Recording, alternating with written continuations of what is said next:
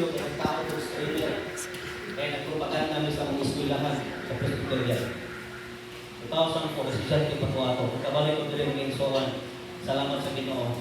Dahil isang po, dami ko sa Ginoo para madasin mo. For God's love, Lord.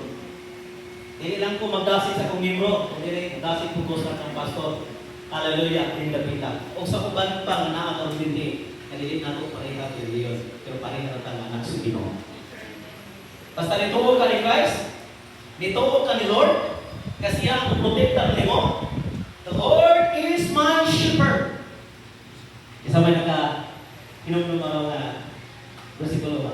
Psalms 23 verse 1. Mamanasod? Si Yuba, mga kumagbalantay, kung balay na kulang ako, minsan man maapawan pa sa tubig ang atong balay. Kung di pagin ka, Panginoon si Ginoo, kipalanggat ka, until now, buhay ba ta? Palagpakan na ito ang Ginoo. Di man kaniya laglagon. Di man kaniya sinutan. Di ka naglaglag ng puting soon. Kung laglag na ato, saan mo paglaglag? Nang-destroy. Kung i-destroy na ka sa Ginoo, di na kahatagan pag-tsansa. Pasalamatan na itong Ginoo kung di kahatagan pag-tsansa. Ang mga butang na wala natin mga igsoon, ditir na sa kalibutan. Ato nang diya ang Diyos kalibutan. But this eternal life na akong i-share ninyo mga igsoon, eternal na nimo na imong gamiton sa tibok nimong kinabuhi until Jesus. At yan, paramdam na sa Ginoo para na ikaw kung ibulag mo na sa Ginoo pagkakaroon, time na mabalik ka ni Lord. Amen. Time na nga maglagad ng ka ni Lord. Time na napansin mo si Ginoo, si Lord. Kung kaya ang Ginoo, magpapansin din na siya. Magpakita na siya sa iyang mga katauhan. Kung hain naman itong musik pa niya. Amen? Pansin na, usap na sa nakaplaga ni Lord, na naakaroon, naginhawa, ihatagan o kusog, ihatagan o maayong panglawas. Hallelujah, bisan man sa kalidad na ni-ani dani mo, apang pabilin kang malipayon. Amen. Hallelujah. Now, in the book of Romans chapter 8, verse 1, naging na, for those who in Christ, kung kinsa tong nanaanak kang Kristo, Jesus, wala na'y pagkahinukman sa sila.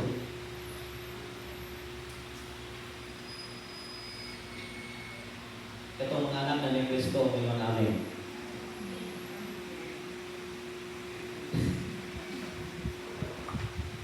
Diyan na yung anak ni Kristo din. Hindi nyo pa alam kung sino si Kristo. Alam na nyo, alam nyo na, pero masaya lang kayo kumamin. Ang importante mo yung ang kailangan ng Diyos. Isa may nakailangan ng Diyos. Isa may nakailangan ng Kristo Jesus. Si Kristo Jesus mula na akong dalampanan o ato sa liganan. Sa tibok na itong kinabutik ng Jesus. Kung sa Psalms 91, pagkin sa man ang gusto na mag-memorize na, not just only sa pag-memorize, kundi ako na siya kinabuhi. Hallelujah. Na isultihan Ginoo na mga pukan ang napuno kalimo-libon kalimo apan dili ini makaabot kanimo. Una isultihan ni Psalms, no? Bot pasabot, daghan mang mga kalimidad nga moabot diha nimo, daghan mang mga balangian nga moabot diha nimo, apan dili ka maunsa tungod kay protektado ka sa Ginoo.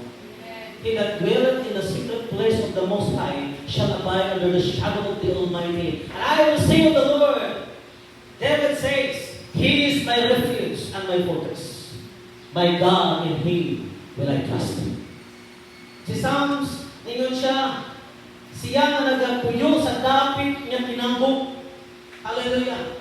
Siya dapat mo ay atong dampan, hindi ang tao. Amen. Kaya kung ang tao ang atong dalampanan, ang tao na ay limitasyon. You know what? Pero si Lord na gani ang atong dalampanan, wala siya limitasyon. So, every day, every time, every minute, nga musampit ka nga ito niya, siya mo tubag diha nimo. chapter 3, verse 3, call unto me and I will answer you. Amen. Tawagin mo ako, at tumutubag kanimo, o ipakita ko ang mga butang, kanin wala kanimo manbaloi, gibisan kanusa. Unang kami, ako, tudo saling ko sa Ginoo. Daghan ang mga kalamidad, miniagi po sa mga kinabuhi, dili bagyo. Sa ahay balatian. September, hallelujah, September, last week to sa September, niagi ko mild stroke. Tatanon pa ko kayo. Niya, refer to admit sa hospital. But praise the Lord, nag-ampura ko sa Ginoo, Lord, ayaw itubot nga, tumahakon na po sa tanas ang ihatag sa Ginoo nga mga panalangin na para ang ikinabuhi sa mga adlaw. Nakoy mga anak, Lord, nag-ampura ko sa Ginoo. Lord, unta Lord, ayubon na ko rin na dili pinaangin hospital. Wala ko nang pa-admit mga kaisonan. Always pray, always pray. Nangay tabang ng tos Ginoo. And then karon nakita tanaw nawo, nakita na ko mo, hindi tayo pa ng kapon. Amen. Later, nindot puso, mga hinsog lawas, unay, nindot kaayo ang gugma sa Ginoo mga igsoon. Kaya kung atong panahon na, ikuha ko sa Ginoo, di na ta mag-abot doon. Unay mong kalipay, na nakita ninyo na nagkaabutan ng mga David sa simbahan. Diin ang mga katawhan sa Diyos mag-ampo.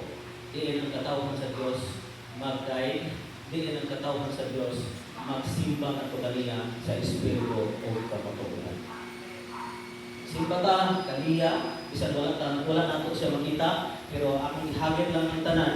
Diin, kung wala ko man karon ng nalagad sa Ginoo, pangalagad na sa Ginoo. Dabaw sa tanan, dawata si Kristo Jesus sa imong kinabuhi. Kaya kung dawato nimo si Kristo Jesus sa imong kinabuhi, soan, dili na bugka, dili na pasakdan, dili sa panahon sa kalisdanan, tabangan kaliya. May God bless us all. Kamay na tayo ang i-share ninyo, kaya kung masigit kong yaw-yaw dire, murang agtang nagkapot. Kung hunto na ako akong mga versikulo, mga kaisunan, para pagdasin lang ninyo, not enough. But I pray to God that the Holy Spirit come upon us and lead us into comfort. Amen? Kanang nagpuntangan to sa komportable na kinabuhi ng igsoon kung kinaa ang Diyos uban na to. May God bless us all. Tubuti ko nga mo hatag ko, offer ko mapag-ambot na dito. Hallelujah. Manilog ba? Pwede.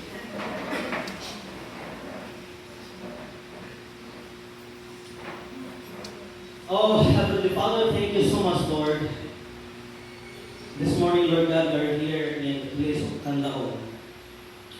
Nasayod kami, O Diyos, na Ikaw nagsulko at naglantaw ka lang. Ani ay matatawag ka, Lord Diyos, na sa iyong matubalan. Nagapangayo sa tabang nagikan ka ni Diyos.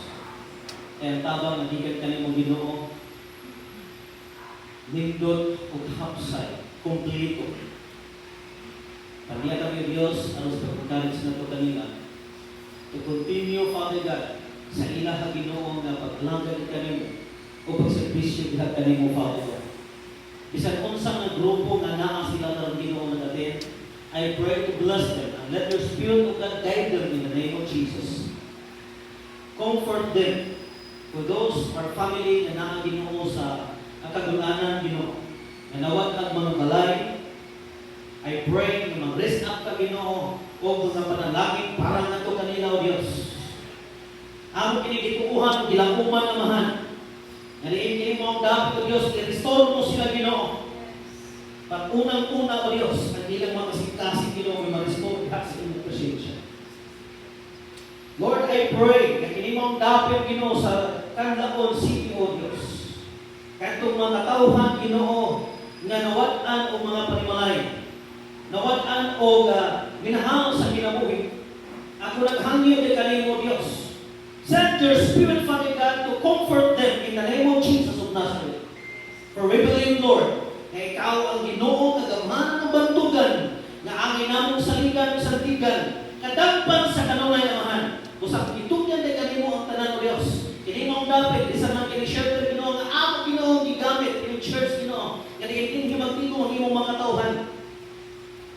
ipakita sila Diyos sa pagbukol o pagtawag ng kanimo. Doon kay ikaw ng Diyos na saan ka na mo. Na kung kami mo tawag kanimo, ikaw ang tubago Diyos. Kung kami mangayo, pinaalis imong ngalan na mahal. Hallelujah, kini imong pagabuhaton. Mo sa Lord, ako nag-ampo ni kanimo, na i-bless kining mga katauhan ng Diyos na sining mga tubangan, Father God. I-bless mo sa Ginoo, hallelujah, ang pastor Ginoo na nagatindog ni mga dapit ng Diyos, hallelujah, sa tumatag tumingo, Diyos, ako nag-ampo ni kanimo. And when prayer, Father God, even sa mga assistant, Lord God, sa mga co-workers, Lord God, sa mga pastors ni mong dapit, hallelujah, hallelujah, sa Canlaon City, Father God, sa nagkalindahin suok ni mong dapit, Father God, I pray to bless them and not to curse them in the name of Jesus. This is all I ask in prayer in Jesus' name. Amen. Good morning, mga yung na pagbalik.